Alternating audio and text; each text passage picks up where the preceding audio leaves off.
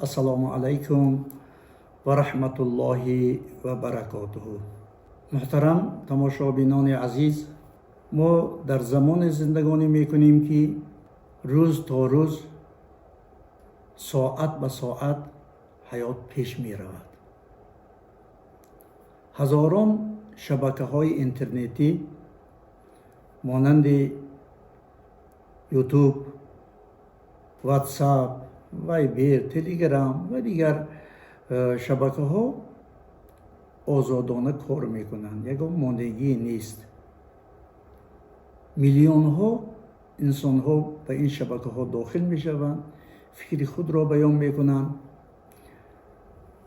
باید از این تکنیک و تکنولوژی استفاده درست برد.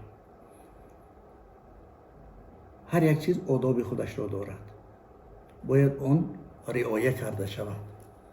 مثلا آنچه ما استفاده میبریم از شبکه های اینترنتی، افسوس اکثر شبکه های اینترنتی وقتی که ما داخل میشویم شاهد میشویم که این شبکه ها یک غیبت خانه است، تحقیر یکدیگر است، یکدیگر را بی آدابانه دشنام میدهند، آداب سخنگویی را رعایت نمی کنند، حتی یکدیگر را تهمت، بهتان میکنند. وقتی که باید تهمت و بهتان کرد، تحقیقات آن نیست.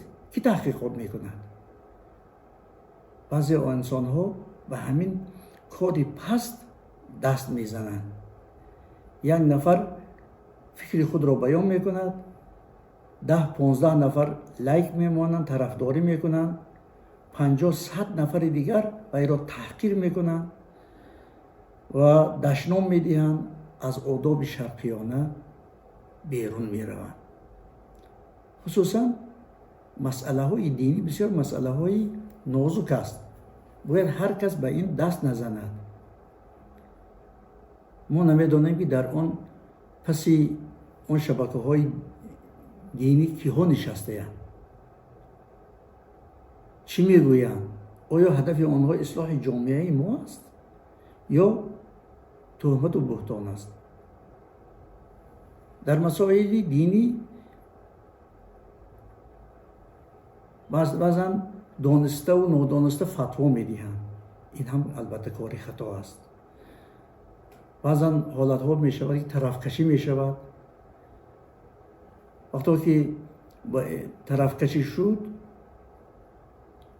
یکدیگر را تحقیر می کنند، گروه می شوند. این البته گروه بازی، طرف کشی به جامعه ما ضرر دارد. باید این را مردم ما دانند.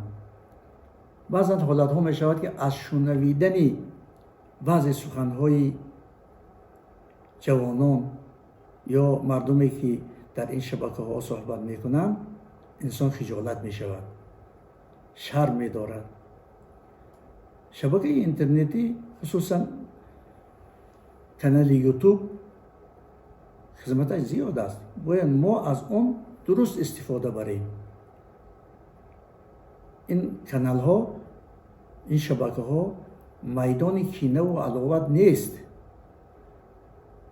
باید ما کاری کنیم که در این شبکه ها بی‌آدابی نباشد. وقتی که با دیگر صحبت میکنیم، سوال و جواب میکنیم، با ادبانه باشد. الله حق سبحانه و تعالی در قرآن عظیم شان میفرماید: ولقد کرمنا بنی آدم. من انسان را عزیز و مکرم خلق کردم میگوید. باید انسان یکدیگر را تحقیر نکند، دشنام ندهد. عزت و احترام انسان باید در مد اول باشد و از همه بالا باشد.